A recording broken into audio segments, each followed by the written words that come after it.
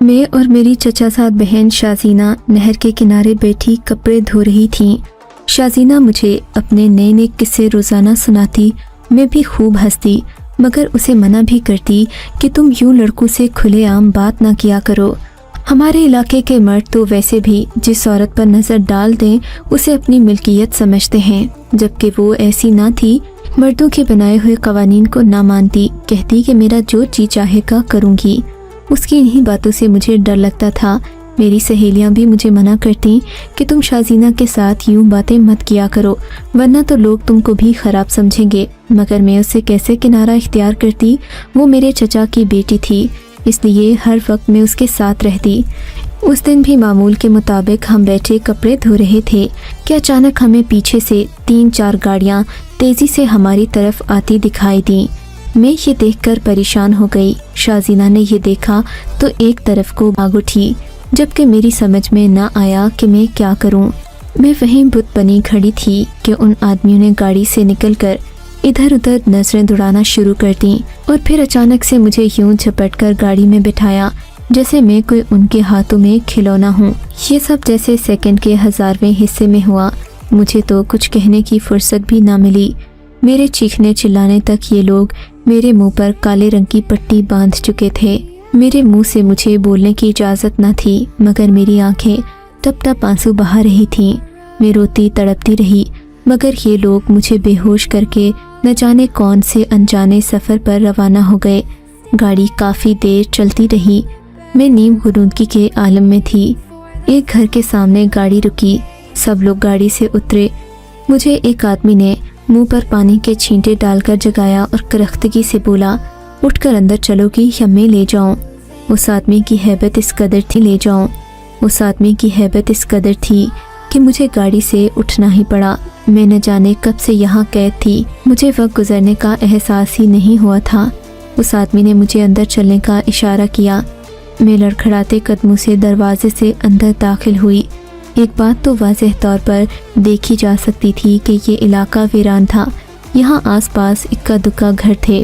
ایسا لگ رہا تھا یہ لوگ مجھے کسی جنگل میں لے آئے ہوں، مگر یہ گھر کافی خوبصورت تھا اور اندر بھی نفاست سے سجا ہوا تھا۔ میں یہاں کھڑی ہکی بکی دیواروں کو دیکھ رہی تھی، تبھی دروازہ کھلنے کی آواز آئی۔ ایک انتہائی کرخت شکل والا آدمی اندر داخل ہوا اور اس پہلے والے آدمی کو ڈانٹ کر بولا، تم نے کیا اسے مہارانی سمجھ رکھا ہے؟ جلدی سے اسے جا کر دوسرے کمرے میں بند کر دو، اس سے پہلے کہ یہ یہاں چیخنا چلانا شروع کر دے۔ یہ سننے کی دیر تھی کہ وہی آدمی جو تھوڑی دیر پہلے مجھ سے بہت آیا تھا، مجھے گھسیٹتا ہوا دوسرے کمرے میں لے گیا اور کمرے میں بند کر کے باہر سے کنڈی لگا دی۔ میں اس سے پوچھتی رہ گئی کہ میرا قصور کیا ہے، آخر مجھے کچھ تو بتاؤ، مگر اس نے مجھے ایک لفظ تک نہ بتایا۔ میں اسی طرح کمرے میں روتی پیٹتی چلاتی رہی، مگر کسی نے میری داد رسی نہیں کی۔ شام کا نہ جانے کون سا پہر ہوگا، باہر اندھیرا پھیل چکا تھا کہ دروازہ کھلا اور ایک خبیث شکل والا آدمی کمرے کے اندر داخل ہوا۔ میں ڈری سہمی کونے میں بیٹھی تھی۔ میں دل ہی دل میں اللہ تعالیٰ سے دعائیں مانگ رہی تھی، لیکن مجھے دیکھتے ہی اس آدمی کی آنکھوں میں غصہ ابھر آیا اور وہ بری طرح چلانے لگا۔ وہ ان باقی لوگوں کو گالیاں دے رہا تھا، ان کی بے عزتی کر رہا تھا کہ تم غلط لڑکی کو اٹھا کر لے آئے ہو۔ یہ سن کر میں نے خدا کا شکر ادا کیا کہ شکر ہے ان لوگوں نے مجھے اٹھانے کی منصوبہ بندی نہیں کی تھی، تبھی میرے ساتھ کوئی برا سلوک نہیں۔ میں یہ بھول گئی تھی کہ لڑکی ایک بار اپنے ماں باپ کے گھر کی دہلیز پار کر لے، چاہے اپنی مرضی سے یا پھر زبردستی، تو اس کے گھر جانے کے امکانات 100% ختم ہو جاتے ہیں، پھر اس کے لیے قبر کے علاوہ کوئی راستہ نہیں بچتا۔ میں بھی اس وقت ایسا ہی محسوس کر رہی تھی۔ ایک طرف تو مجھے اس بات کی خوشی تھی کہ میں ان لوگوں کا اصل شکار نہ تھی، اور دوسری طرف یہ غم کہ ناکردہ گناہ کی سزا ملی۔ خیر، اس آدمی نے اپنے ملازموں کو خوب دھمکایا اور پھر پہلے جس آدمی کو اس نے احسان کہہ کر بلایا تھا اسے میرے کمرے کی طرف بھیج دیا۔ میں یہ ساری باتیں کونے میں بیٹھی ڈری سہمی سن رہی تھی۔ حکم ملتے ہی وہ فوراً آیا اور مجھے کمرے کا دروازہ کھول کر باہر آنے کا کہا۔ میں ڈرتے ڈرتے باہر آئی۔ اس نے مجھے نرمی سے کہا، ڈرو نہیں، میں تمہیں باحفاظت گھر پہنچا دوں گا۔ میں نے اللہ کا شکر ادا کیا کہ कम से कम ये लोग मुझे बिना किसी तशद्दुद के घर तो पहुंचा रहे हैं। मैं चुपचाप खड़ी रही। थोड़ी देर बाद एक और आदमी आया जिसने गाड़ी संभाली। फिर एहसान नाम का आदमी भी मेरे साथ गाड़ी में बैठा और दूसरे आदमी को गाड़ी चलाने का कहा। गाड़ी घंटों चलती रही। वीरान रास्तों और कुशादा सड़कों से होते हुए हम लोग अपने गोठ पहुंच गए।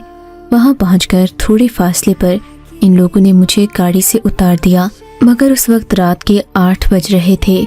इन लोगों ने मेरी जिंदगी तबाह बर्बाद करने में कोई कसर ना छोड़ी थी, क्योंकि गांव में कोई लड़की बाइज्जत या बेआबरू होकर भी वापस आए तो उसका मुकाम एक जैसा ही होता है। खैर, मैं डरती डरती छोटे छोटे कदम उठाती अपने घर के पास आई। दरवाज़ा बजाया तो अम्मा ने दर खोला। कहाँ गई थी तू? जहाँ थी वहीं रहती। अब तो तुझे जिंदा दफनाने के अलावा तेरे बाप और भाई के पास कोई। अम्मा की ये बात सुनकर मेरी तो रूह तक कांप गई। अम्मा, खुदा का खौफ करो, मैं अपनी मर्जी से तो नहीं गई थी। मुझे झील से वो लोग उठा कर ले गए थे। और शाजीना कहाँ है? मैंने शाजीना का पूछा। अरे, ये सब उसी का ही तो किया धरा है। उसने घर आकर सभी को ये बात बता दी। होते होते बात पूरे गांव में फैल गई और अब लोग कह रहे हैं कि शाजीना अपने आशिक के साथ भागकर गई थी। अम्मा की बात सुनकर मैं रो पड़ी। अम्मा, ऐसा न कहो। खुदा जानता है कि मैं उनमें से किसी एक को भी पहचानती नहीं थी। मैंने तो इन लोगों को पहली बार देखा था। ये लोग मुझे उठाकर ले गए, शायद किसी और लड़की की गलतफहमी में। फिर मुझे वापस छोड़ गए। मैंने अम्मा के पाँव पड़कर कहा। इतने में अब्बा और भाई भी बाहर आ गए। भाई मुझे मारने के लिए दौड़ा तो अम्मा ने बचा दिया। अपनी बहन की हिफाजत तो कर नहीं सके, अब ये जिंदा लौट आई है तो तुम इसी पर जुल्म कर रहे हो। अम्मा ने भाइयों तो वो भी पीछे हट गए, मगर सब मुझ पर ही गुस्सा कर रहे थे, क्योंकि इन लोगों के ख्याल में इस सब में मेरा कसूर था। खैर, मैं चुप होकर बैठ रही। इसके अलावा मेरे हाथ में कुछ था भी नहीं। अगले दिन शाजीना आई और मुझसे हमदर्दी करने लगी। उसका दोगलापन देखकर मैं हैरान रह गई। बहरहाल, पूरे गांव में तो मैं बदनाम हो चुकी थी। अब कोई मुझसे शादी तो क्या करता, लोग अपनी बेटियों को भी मुझसे दूर रखते। मगर फिर एक हैरत अंगेज बात हुई। अब्बा कहने लगे कि यहाँ आबाद होने वाले नए ताजरों के ग्रुप से एक आदमी तुम्हारा रिश्ता मांग रहा है। ये ताजर बड़े अमीर हैं और अच्छे खानदानों से ताल्लुक रखते हैं। कुछ महीने पहले ही हिजरत करके इस इलाके में आए थे। ये यहाँ अपना माल बेचने आए थे, मगर इनकी रिवायत है कि जहाँ जाते हैं वहाँ शादी ज़रूर करते हैं और इनकी नस्लें ऐसे ही पलती बढ़ती हैं। अब्बा की बात सुनकर मुझे लगा कि वो मुझे किसी चरवाहे के साथ बांधने लगा है, मगर बाद में मालूम हुआ कि ये लोग वाकई बड़े ताजिर हैं। खैर, चट मंगनी बट ब्याह वाली बात हुई। मुझे 1 हफ्ते के अंदर अंदर ब्याह दिया गया। मैंने अपने दूल्हा को देखा तक नहीं था। वैसे भी मेरी शादी कौन सा खुशी में हो रही थी। मैं तो बस अपने घर से एक बोझ की तरह उतारी जा रही थी। मैंने भी अपने दूल्हा का नाम पूछने या उसकी शक्ल देखने की कोई आरज़ू न की थी। मैं जानती थी कि मेरे मुकद्दर में कोई बूढ़ा ही होगा, इसलिए ऐसे अरमान जगाने का क्या फ़ायदा। रुखसत होकर मैं अपने शौहर के घर आ गई। घूंघट निकाले बैठी थी। वो सामने आया तो मेरी हिम्मत न हुई कि मैं सर उठाकर ऊपर देखूं। दिल मुरझा चुका था, लेकिन जब उसने मेरी तरफ देखा मैं हैरान रह गई। उसका चेहरा लाखों में पहचान सकती थी। ये वही मेहरबान एहसान अली था जिसने मुझे उस दिन बचाकर मेरे घर पहुंचाया था। तुम यहाँ? ने हैरत से पूछा। हाँ, मुझे तुम बहुत अच्छी लगी। तुम्हारी मासूमियत ने मेरे दिल को बदल दिया, इसीलिए मैं तुमसे शादी करना चाहता था। ये कहकर उसने मोहब्बत से भरपूर तोहफा मेरी तरफ बढ़ाया, जिसमें सोने की अंगूठियाँ और दीगर जेवरात थे। ये देखकर मुझे तो अपने नसीब पर यकीन न आया कि मैं एक शख्स की मोहब्बत और आरजू थी। मैं दिल में अल्लाह ताला का शुक्र अदा करने लगी, जिसने मेरी ज़िंदगी को एक बुरा ख्वाब बनने से बचाया। मैं अपनी शादी से बहुत खुश थी। अगले दिन मैके जाने की तैयारी कर ही रही थी कि एक अंधोनाक खबर मिली। पता चला कि शामीना को किसी ने शादी के फंक्शन के बाद अगवा कर लिया और अभी तक उसका कोई पता नहीं चला। ये सुनकर मेरे तो होश ही उड़ गए। शामीना से मेरे लाख इख्तिलाफात सही, मगर जो मुझ पर गुजर चुकी थी, मैं नहीं चाहती थी कि वो किसी और लड़की पर गुजरे। किस्मत ने मेरा साथ दिया था, वरना मेरे साथ जो हुआ था उसके बाद किसी लड़की की इज्जत, आबरू और वक़ार सलामत नहीं रहता। खैर मैं जल्दी जल्दी मैके पहुंची। चची का रो रो कर बुरा हाल था। वही चची जो हफ्ता पहले मुझे ताने दे रही थी, कह रही थी कि उसके आशिक उसे उठा कर ले गए, आज रो रो कर मुझसे माफ़िया मांग रही थी। बोली, अल्लाह ने मुझे मेरे तकब्बुर की सज़ा दी। मैंने तुझे ताना दिया, अल्लाह ताला ने मेरे साथ वो किया जो मैंने सोचा भी नहीं था। मैं चची को तसल्ली देती, मगर शाज़ीमा का कोई पता नहीं चला। एक हफ्ता उसे ढूंढने में गुजर गया। शाज़ीमा ने ना मिलना था सो ना मिली। खैर हफ्ता अपने मैके रहकर मैं वापस अपने घर आ गई, मगर एहसान का हुलिया बिल्कुल बदला हुआ था। उनके कपड़े और हुलिया फ़कीरों वाला था।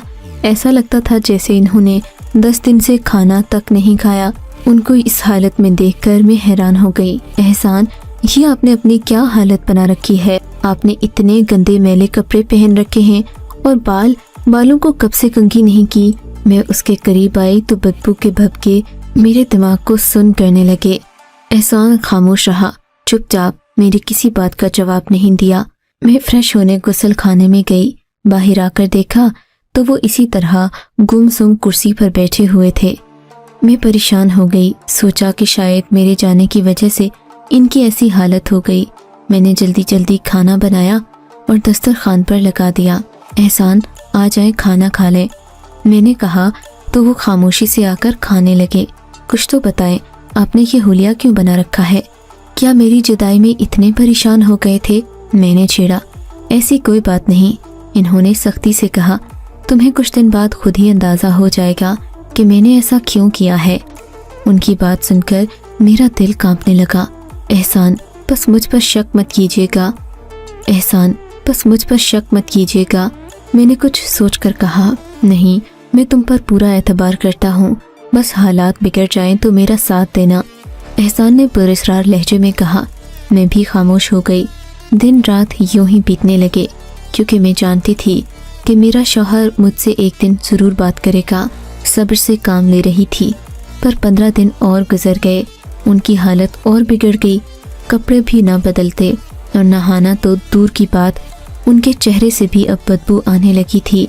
ऐसी हालत में किसी भी इंसान को देखें तो नफरत होने लगती है। फिर मैं तो एहसान को पिछले 20 दिनों से बर्दाश्त कर रही थी। उनकी ये हालत देखकर मैंने उनसे साफ कह दिया, अब मैं अपने अम्मी अबू के घर जा रही हूँ। जब तक आपने अपना हुलिया नहीं सुधारा मैं वापस नहीं आऊँगी।